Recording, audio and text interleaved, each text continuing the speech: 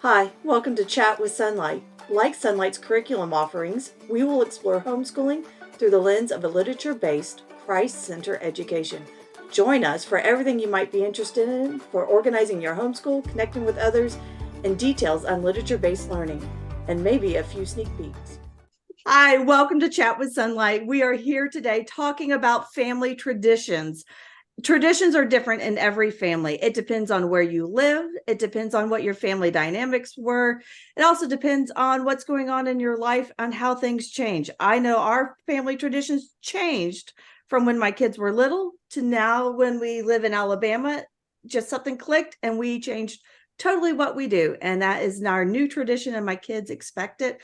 And I'll talk about that later. But first, let's talk with Sheila Del Charco, my friend from Florida, and we'll go around and we will talk about our own personal family traditions. Sheila, can you tell us about yours? Sure, John, I'm happy to. One of the traditions that we started when the kids were young, I had actually heard from a friend, and I think a lot of people do this, and that is that we give jammies on Christmas Eve. So those are the only gifts that my kids can open on Christmas Eve. And when they were very young, it was a surprise. They didn't know, but they came to kind of expect their Christmas Eve jammies. And now that my kids are 28, 25, and 23, I really thought we would get away from that. But oh, no, no, no. They expect those Christmas jammies every year. When they were really young, I would buy them all matching pajamas. And then as they got a little older, when they became teenagers, they didn't want to really match anymore. And to be honest, they kind of quit wearing pajamas to bed. So for the boys, I would get Christmas boxers, and my daughter would get leggings and a t-shirt because that's what she would sleep in. But now that they're grown up, they're back to wanting to wear matching Christmas pajamas. That's one thing that we did. The other thing that I just love and I wanted to share is I learned from a friend, and we adopted it, and then we did it for a long time until the kids left the home. And that is that we would do the 12 days of Christmas. And it's a little bit involved. We would do it where it would start. The traditional 12 days of Christmas is Christmas Day to the Epiphany, but we backed it up and we would end the 12 days on the 23rd. So I had to do my math and figure it out. And it follows the 12 days of Christmas song. So on the first day of Christmas, my true love gave to me, and you would give a can of pears for the partridge in a pear tree. And then on the second day of Christmas, on the third day of Christmas, and there was always a little something that you would give. And we would pick a family that either they had something going on in their lives. Like one year it was a single mom of a single child, of an only child, who had left for college, and I knew that she was sad, and so we did it with her. And we would drop the thing on the porch, ring and run. Now this was the days before ring camera, so it may not be quite as easy to pull off. Maybe you'll have to wear a Christmas hat pulled down low. I don't know. But you would ring and run, and the kids just loved it. They didn't know, the receiving family didn't know who it was. And at the beginning, you would leave them a little note that explained what was going on so they didn't freak out. And then you promise them that you're going to tell them at the end who it is, and to just play along and enjoy the gifts. But then in the end, we actually don't ever tell who we are, because of the scripture that says it is more blessed to give than to receive, and don't let the left hand know what the right hand is doing. So we ended up just leaving it a mystery as to who it was. And every year we would pick a different family, and the kids would wear black clothes, and they would be ninjas, and we'd turn the lights off to the car when we drove up. It was so much fun. I can just imagine Timmy and Tommy being ninjas going after it. Exactly. Amber, you are our most festive. Here we are. What is a family tradition for you guys? Well, I really appreciate that you said traditions can change over the years, because I am sure that we're going to have a lot of moms who maybe feel less than when it comes to Christmas. Oh, these families are doing all of this or whatever. And sometimes there's interruptions, and you think, why don't we have family traditions like everybody else? So I think it is really important to remember that no matter what you choose to do with your kids, and it is really fun and it creates a family dynamic to have some traditions, but it's not the gospel and it's okay. And if what you do needs to change every year, that's okay. And I know as a young mom, I struggled a little bit because we would fly to California for Christmas to be with Scott's family every other year. And you don't take small children to California over Christmas and drag along all their gifts and do all your normal things. And so sometimes I would be like, oh, I don't even want to put up a tree because we're going to leave before Christmas and we're getting back after and the tree will die and blah. So learning to adjust and adapt, that is, I mean, of course it was really special to be with family, but so a couple traditions, some things that are very special to me. I want to show you this because I think it would be easy for anybody to do, but stockings are kind of a big deal in our family. And when I married my husband, he had a little stocking that his grandmother made him. And so when I married into the different things that meant something when he was little. Right. And so when, and as he grew, they added and changed some things. So when I married into the family, my mother-in-law made me a matching stocking with stuff that was important for me at that time. She asked me a favorite Bible verse. So his stocking doesn't have a Bible verse. His grandmother wasn't a believer in Christ, but then we started putting Bibles on. So all of the stockings have a church. All of the stockings have a Bible. My stocking, I added to it over the years. I took off a couple things she did and put on my 5 kids. And she gave me this because I had the first grandchild. This is off of her stocking. She removed it and put it on. And so then when my daughter was born, my sister-in-law actually made Stephanie a matching stocking. And so on here, she was born in Chile. So there's a Chilean flag. When she became a little older, she was really into giraffes. So we added that. She got into photography in high school. And of course, we stopped at one. Oh, and all of our kids have a little cabin because we have a little family cabin, very rustic in Montana. So all of my kids have a stocking like that. And not only my kids, but my husband, like all the cousins. So when we're together at Christmas, we all bring our stockings and hang them up. So stockings aren't just like, oh, just go buy a stocking at the store. It's like, I don't know, it's like a treasured family, almost heirloom in a way. So that's been really special. Another thing, my kids love Advent calendars. And I read a book when, I looked at the publishing date. It's like 2003. So it's older now, but some really great ideas for Christmas. It's called Treasuring Christ in Our Traditions. And one of the things they had was an Advent calendar that looks like this.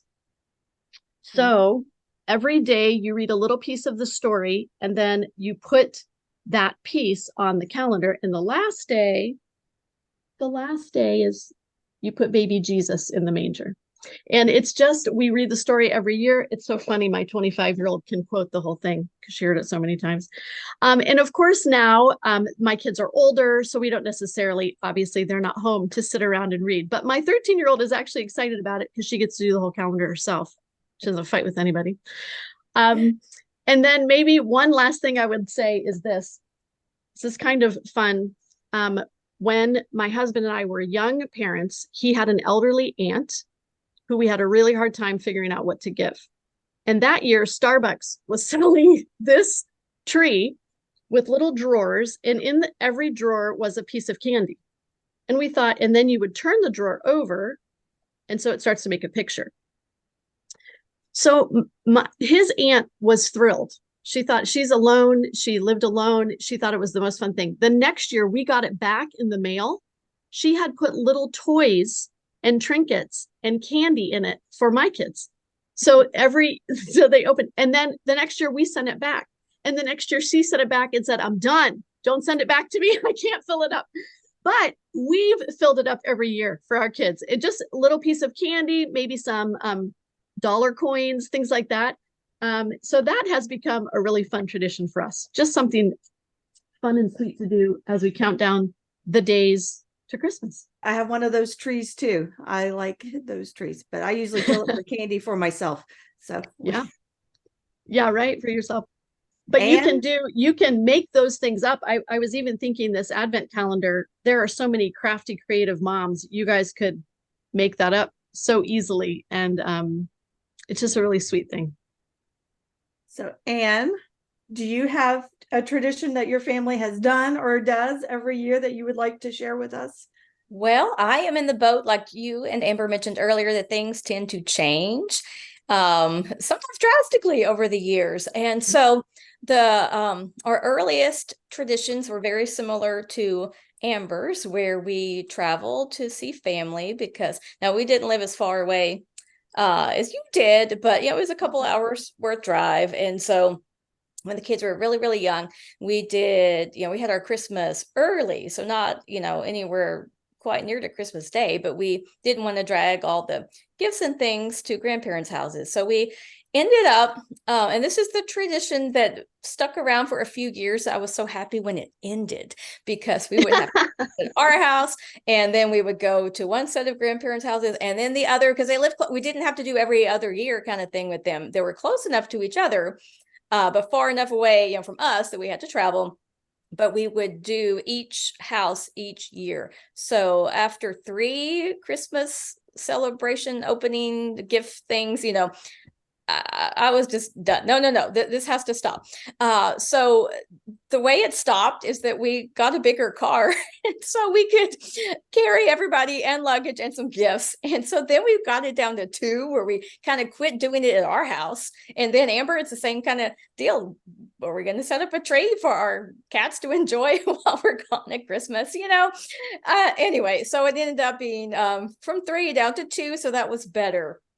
Then as time went on, we had some family members pass away. And so now Christmas is at our house. The grandparents that are still alive are both granddads. And so they make their way up to us.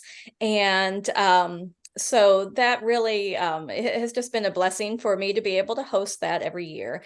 And it's, again, as things change, as kids grow, they get different interests. And lucky for me, one of my daughter's favorite things to do is bake. And that's one of my least favorite things to do. And so every year she is in charge of Christmas desserts, and she plans what she's going to do. She plans the shopping list and just takes care of the whole thing. And she is a senior this year. So she's still at home. So we'll be doing that again this year. And I hope that is a tradition that continues for a long time. So that'll be her pleasant Christmas break when she comes home from college in another year. Right. She will so look forward to it. Sunny, do you guys have traditions, and what do you do? Yes, so I love that everybody's talking about travel, because that actually reminds me of some of my favorite things about Christmas growing up and as an adult. When I was growing up, my whole family on both sides lived in Florida, but we lived in Kansas City. And so we rarely ever traveled during the holiday season. It just did not make sense, with only being out of school for a couple of weeks, for us to travel to Florida during that time of the year.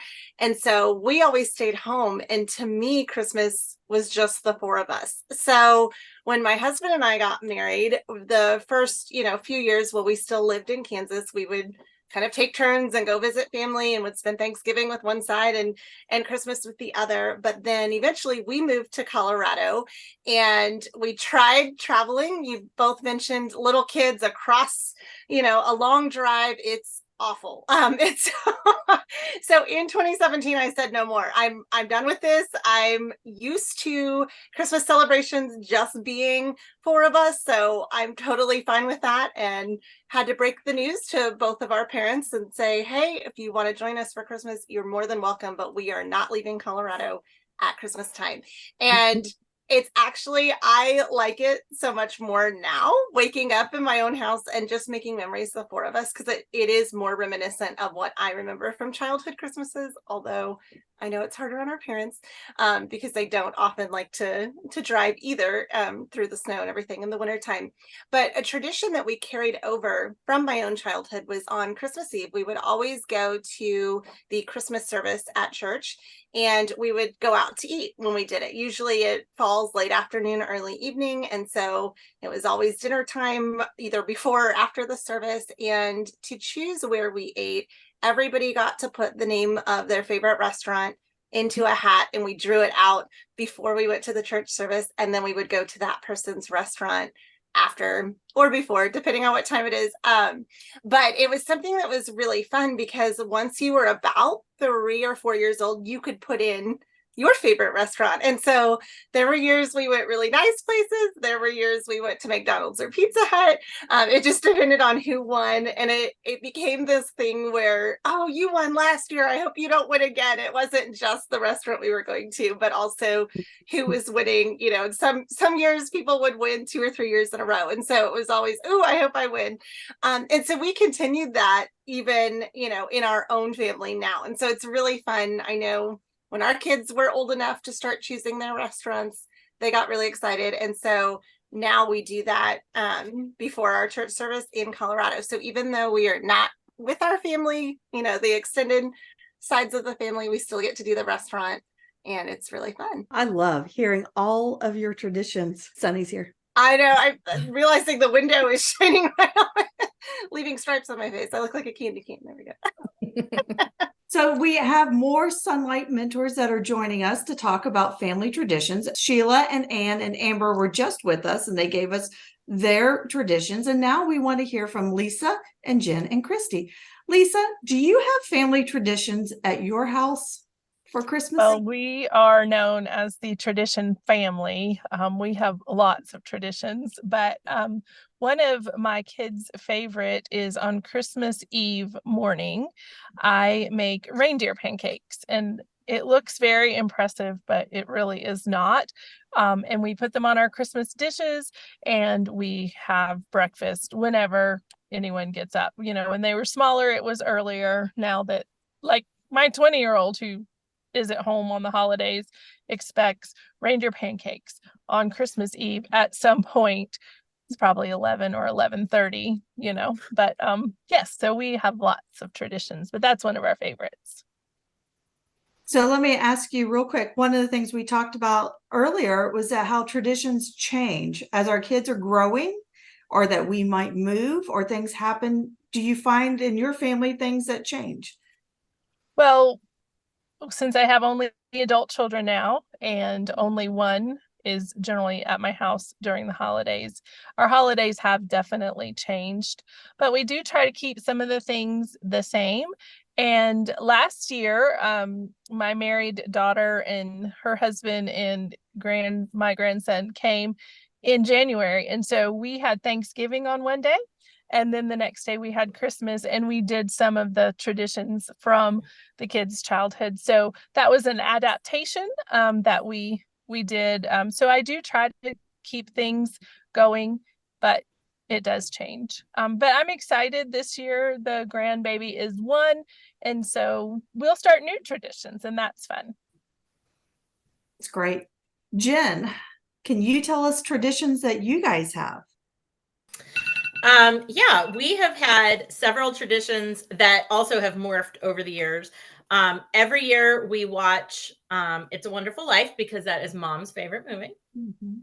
And I thought they always just did it to, like, because I made them. And as it turns out, the year that I stopped, like, forcing people to watch it, they were like, Mom, when are we going to watch it? So I guess that is a, like, full-fledged voluntary tradition now. We always make cinnamon rolls on Christmas Eve day for Christmas morning breakfast. That's one of our favorites. And then a newer one, since we've, you know, like, more people have joined the family, we instituted a sibling gift exchange a couple of years ago, and my daughter-in-law is now, like, in charge of that, and she makes the rules. So this year the theme is nothing new. So it can be something homemade, or a thrift store find, or anything like that, but it has to be nothing new. So yeah, we have lots of traditions. I love it. Christy, tell me some of the Cook family traditions. So I love traditions. I grew up in a family with all sisters, and we had all of these traditions. So one of my traditions is to remind myself that traditions are secondary, and I love them, and we can enjoy them, but not to let it rule the day. So I do have traditions, but they have changed, and they have changed a lot over the years. And the years that I was really, really working hard to fit in something that I thought as my ideal of what we were going to do, and I just never had time because let's face it, we're homeschoolers and we have a day to accomplish. And, the math doesn't go away and all of that because you have to Christmas shop, and it's a thing to get all that done. So the year that we had so much going on, I got really stressed out, and my boys started a tradition that is one of my favorites. And that was a little sibling gift exchange organized by them. All the rules were completed by them. I did nothing and I loved it. It was so amazing. So sometimes step back and see what develops. As you talk about Christmas and get excited, sometimes your kids will come up with something that's way better than what you would have done, but they made each other these gifts. And this is just something that they did for a few years, but I loved it.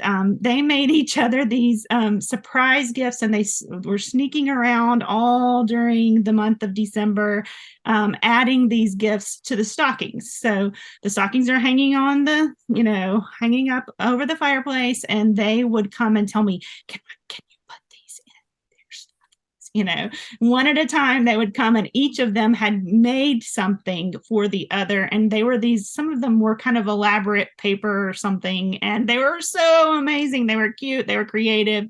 It's something that they did for each other, and I didn't have to do anything for it. But we are leading up to Christmas, I would say, decorating the Christmas tree is a big thing. We have music, we have hot chocolate. Those are important elements. And then a Christmas movie, and decide on that beforehand, the Christmas movie, because it becomes more complicated as they get older. Agreeing on a movie isn't that hard. I don't know why.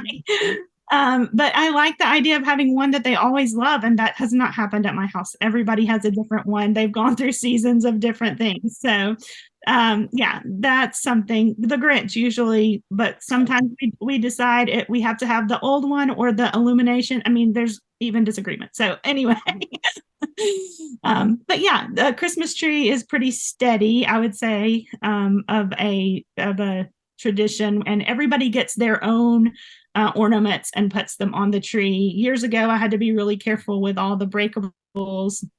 Now I just say, okay, please don't drop it. If you do, it won't be the end of the world, but I would really like to keep this one, So again, trying to keep it in check that, traditions are important, but they're secondary. So that would be my overarching thing, is to try to remind myself not to get carried away with traditions. Well, and I grew up where we moved all the time. So there was not a traditional, fireplace. There was not traditional whatever. And often at our Christmas, when I was a kid, we traveled to family. I think we talked a lot about traveling earlier with Anne and Amber, but I grew up, I always insisted on a tree. I've even had a ficus plant as a tree, a palm tree as a tree. I drew one on a wall, got in trouble, I had to have a tree. And so my kids know now that when we hit Thanksgiving, the day after Thanksgiving or that Saturday, we put up the tree. We put it up as a family, and we all pitch in and we all do it. And just like Lisa's or Jen's family, we watch It's a Wonderful Life. And I thought I liked it. My husband liked it. I did not realize how much they counted on that as a tradition until they were much older. And they're like, why aren't we watching? Just like Jen's, what we have to watch. And so we watched that. We tried to watch it together. And then ours has always been around food. I mean, they laugh at us because we talk about food, but as a kid, that was one of our few traditions, is when we decorated the tree, we had oyster stew. I do not make my kids have oyster stew now, but now we have shrimp and grits. When we moved to Alabama from Kentucky, I was like, oh, kids, you should try shrimp and grits. And it has become our Christmas Eve dinner. We go to church, we worship, we come home, and I make shrimp and grits, and we'll open some gifts. Maybe not, maybe just play games, but there's shrimp and grits that night. I know that you have lots of traditions. Do you have any other traditions you wanted to share? I do. So I talked before kind of about our Christmas Eve plans. And then, of course, Christmas, like I referenced before, we do not travel anymore on Christmas. I like doing it at home and celebrating just the four of us. And we do the matching Christmas pajamas, but my kids know I grew up in a no Santa Christmas house, and that's kind of what we've done with our kids as well. We really do want to emphasize why we're celebrating. So we don't get up at 5 a.m. and open gifts and it's done in 5 minutes. And, any of that in our house, it's always been everybody kind of sleeps in. I mean, if you've heard me on any of these videos, we're night owls. That is the schedule I like. Typically, my husband and I are wrapping all the gifts the night before until about 1 a.m. So we like to sleep in. But then when we wake up, we read the Christmas story out of Luke before we do anything. Because even though my kids are little, I want them to know this is why we're celebrating. It's not about what do I get, me, any of that. And so we really want to kind of set the tone and the mood for the day. And so we read out of Luke, and usually we do a photo shoot in our matching Christmas pajamas because we're not traveling. And so the in-laws and everybody want to see us at least on Christmas time. So we take photos that we can send, to the grandparents and everybody and show them, how we're celebrating. And then we open gifts. And then we spend the rest of the day eating and watching Christmas movies. Sadly, my kids don't like It's a Wonderful Life yet because it's old and black and white. But White Christmas is the one they like. I think just because it's in color, because it's also old, but it's in color and there's music songs that they can sing and dance to. So that's usually one that we have to watch along with whatever else is streaming, online or what's available on TV. We'll usually watch 2 to 4 Christmas movies that day and just lounge around and spend time hanging out together as a family. I'm just going to put in a note. You can get It's a Wonderful Life colorized. Oh, I did not know that. I wonder if they would like it more. We may have to try that. Probably not, but Yeah, I did not know that. it is a classic. It's pretty intense in that movie. Yeah. He gets pretty intense. He does. The little ones, Ladies, I appreciate you sharing just a little bit of family traditions. We have moms that are all over the world that will watch this or listen to it. And I know they have lots of traditions that I've sat and listened to all 6, 7 of you. And I'm like, oh, that would be a fun thing to add. Oh, I wish I had done this. And I hope that maybe we've inspired you to just pick one thing. And the simple things, it's amazing with our older children, the simple things that become what's important. And it's because it's family. You might notice it's because everyone's together, or this is something that mom has always done. And it just brings a piece of home to it. And it doesn't have to be elaborate. It doesn't have to be expensive. It's just putting family first over all things. Anything you ladies would like to add before we leave? I Yes, have ma'am. one. And it kind of ties several things that we've been talking about together. So a couple of years ago, like Christy said, sometimes it can get overwhelming and sometimes Christmas can be stressful for the mom. And I did all the things. I planned the gifts. I planned the get-togethers. I made the cookies. I watched the movies. I arranged the schedules. I did all the things. And then somebody asked me what I was making for Christmas dinner. And I broke down in tears because that was the end of me. I could not handle one more thing. And my husband decided sandwich bar. We were doing sandwich bar. He was going to the grocery store. He was getting cold cuts and cheese and pickles and veggies and fun bread and all the things. And we were cooking nothing. And it ended up being a huge blessing, not only because I did not have to cook Christmas dinner that year or ever again, but because it's so informal, it gives us the freedom and my kids the freedom to last minute say to anybody, the friends, friends of siblings and coworkers or whatever, come over. Like, of course, come over. Yeah. We're not doing anything formal. There's no place settings. One more person is great. One year, a coworker and her dog came over. I mean, because we were like, we're just having sandwiches. Does your dog like ham? And so it's been like not only a break for the mom, but a hospitality blessing. And my married kids, this is now their tradition too. They're like, we don't cook Christmas dinner. That's for the birds. But we can gather our people on Christmas evening and watch movies or play games. And it's just sandwich bar. So bring your people. We did a similar thing with setting up for Christmas. Like Sunny said, you're up late. Me and my husband tend to do the same thing where we're up really late at night. And one year we had a ping pong table and we sat there and we looked at it and we were like, whoa, this is gonna be taking a long time to put together. And we don't know if we have it in us, So we ended up pulling together all the Christmas wrap and wrapping this gargantuan box that we had stored in our neighbor's garage in this crazy mix of paper. And we had it it was like blocking a entrance to a room, like a big wide entrance to a room. And the boys came in, they were like, whoa, what is that? And we made them wait until the end, until they had opened everything else. And they really had no idea. And that made it really fun.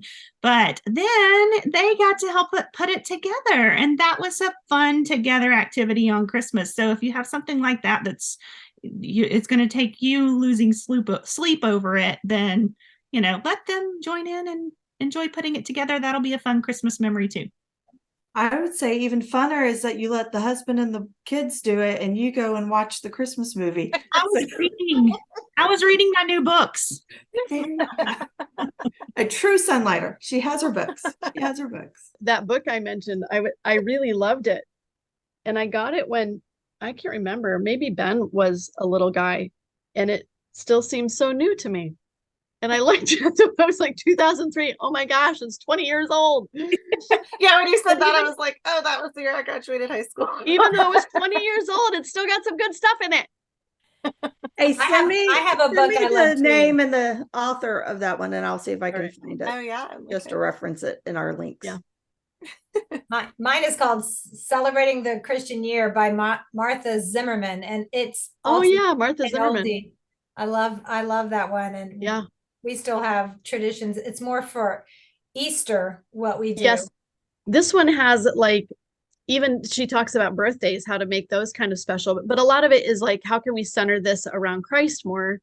And so especially Christmas is one chapter, especially Easter is one chapter. So I got a lot of great Advent ideas from that, and then Easter ideas. And one of the things I didn't mention, which I love, is she talked about a Jesus branch. So they would find a bare branch. I think Christmas is such a blessing time. I thank you ladies for being here and all the suggestions and ideas and time you're going to have with your family and your kids and your extended kids and the extended kid friends. I just thank you. Thank you very much from Sunlight and beyond. Thank you for joining us today. Do you have an idea for a podcast topic, or do you want to chat with Sunlight on an upcoming episode? Email us at connections@sunlight.com.